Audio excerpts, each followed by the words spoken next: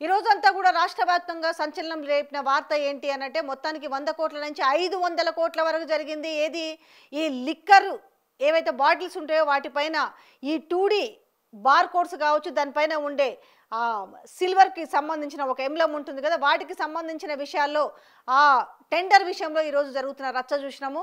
దానికి సంబంధించిన ఇది కూడా అడ్డంగా దొరికిరా దొంగలన్న విధంగానే మాట్లాడవచ్చు. మళ్ళీ ఈ విధంగా మాట్లాడితే మళ్ళీ కేసులు అంటారేమో, నిజంగా వీళ్ళు అడ్డంగా దొరికినట్టే చెప్పాలి. ఈ భాగవతాన్నంతా చెప్పకనే చెప్పినట్టుగా ఈరోజు ఐఏఎస్ ఆఫీసర్ రిజ్వీ బయట పెట్టిన ఆయన ఎక్సైజ్ శాఖ ముఖ్య కార్యదర్శి.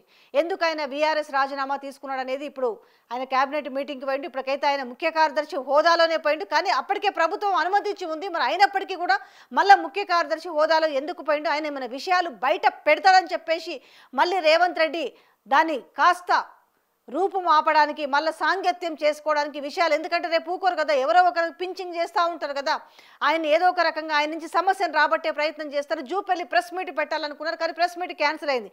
ప్రెస్ మీట్ పెట్టుంటే ఖచ్చితంగా రిజ్వీ మీద ఖచ్చితంగా ఆరోపణలు చేసేవారు. ఐఏఎస్ ఆఫీసర్ మీద అంతా ఆయనే చేసిండని, కానీ అది క్యాన్సిల్ చేసిరు. ఈయన మాత్రము ముఖ్య కార్యదర్శి హోదాలోనే, ఎందుకంటే ఆయన రాజీనామాని యాక్సెప్ట్ కూడా చేసిరు.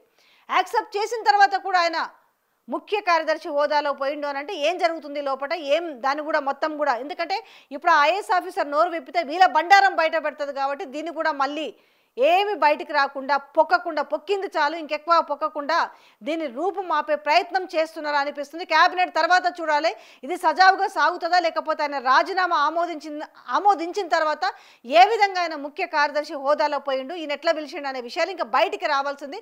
మొత్తంగా చెప్పాలంటే 500 కోట్ల విషయంలో అడ్డంగా దొరికిన దొంగలనే చెప్పొచ్చు.